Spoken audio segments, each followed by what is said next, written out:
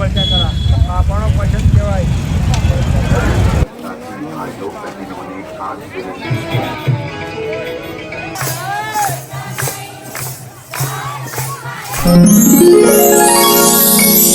તો મિત્રો પહેલા તો બધાને બાપા સીતારામ. આપણે છે એમ કહી શકાય કે આજે બગદાણામાં પરિસરની અંદર અને આજે એમ કહી શકાય ગુરુ પૂનમ અને રાત્રે ભવ્ય માહોલ છે. અને ગુરુ પૂનમ નિમિત્તે બગદાણાની અંદર કેવો ટ્રાફિક છે, કેટલા લોકો જોડાણા છે, ટ્રાફિક વ્યવસ્થા કેવી છે, કેટલા લોકો એમ કહી શકાય કે બાપાના દર્શનાર્થે આવ્યા છે, તમામ વિગતવાર દ્રશ્યો છે એમ કહી શકાય કે આ વિડીયોના માધ્યમથી તમને બતાવવાની કોશિશ કરી. તો આપણો વિડીયો ફેસબુક પર જોતા હોય તો આપણે પેજને ફોલો કરવાનું ભૂલતા નહીં, યુટ્યુબ પરથી જોતા હોય તો આપણી ચેનલને સબસ્ક્રાઇબ કરવાનું ભૂલતા નહીં. તો ચાલો બગદાણામાં અંદર જઈએ અને બગદાણાનો પેલો માહોલ જોઈએ, બગદાણામાં કેટલી ટ્રાફિક છે એ જોઈએ, પાર્કિંગ વ્યવસ્થા કેવી છે એ જોઈએ, તમામ વસ્તુ છે આ વિડીયોના માધ્યમથી હું તમને બતાવવાનું છું. તો ચાલો ફટાફટ જોડાઈ જઈએ.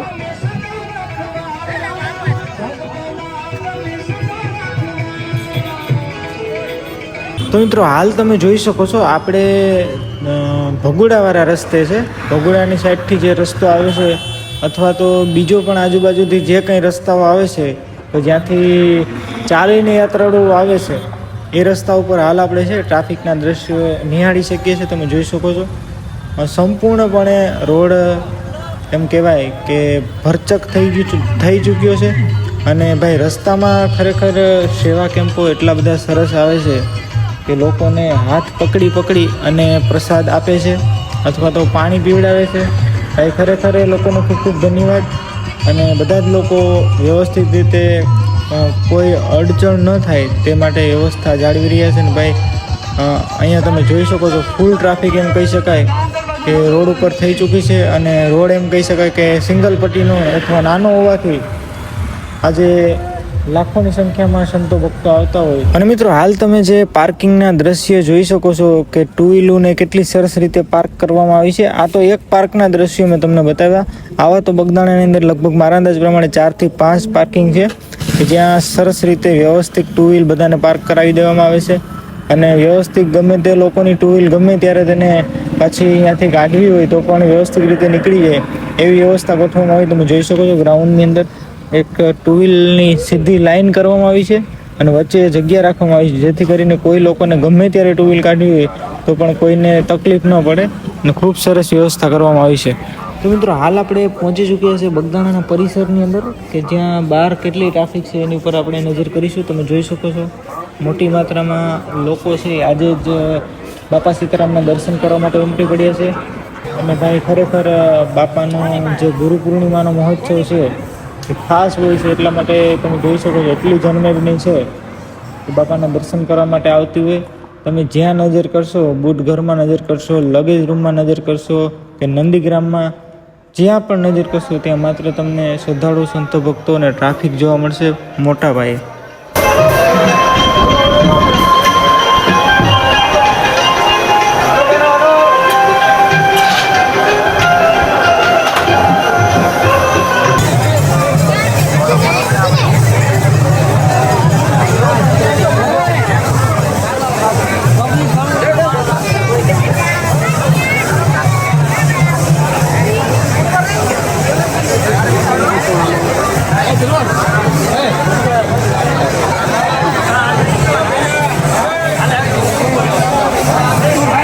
મિત્રો આપણે ખબર જ છે કે બાપા સીતારામના કોઈ પણ પ્રસંગની અંદર બહેનો, માતાઓ અને ભાઈઓ પોતે અલગ અલગ રીતે સરસ મજાના ધૂન મંડળીને કીર્તન કરી અને જમાવટ કરતા હોય. તો અહીંયા તમે જોઈ શકો છો આ જમાવટ જુઓ ખાલી.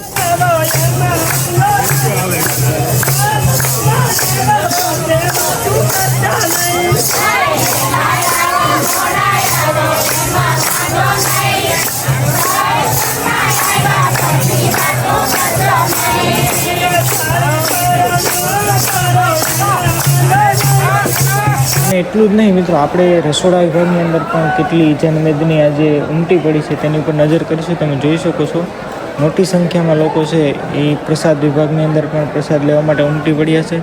અને ભાઈ ખરેખર આપણે તો બાપા સીતારામના રસોડાની બધાને ખબર જ છે કે ગમે તેટલા લોકો હોય તો ત્યાં કોઈ વ્યવસ્થા ખરાબ થઈ નથી અને બધું વ્યવસ્થિત રીતે સંચાલન થઈ શકે છે.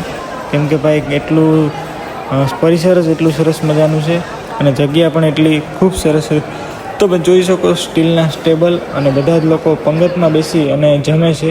અને ખાસ મિત્રો બધા જ નંદીગ્રામમાં રહેવા માટેની ગોદડા વ્યવસ્થા, નીચે બ્લોકવાળી જગ્યા અને બધા જ રૂમમાં લોકોને પણ સુવડાવવામાં આવે છે. અને જે રૂમ ફૂલ થઈ ગયા બાદ જે લોકો આવ્યા છે એને તમે જોઈ શકો છો પરિસરમાં જગ્યા આપવામાં આવી છે.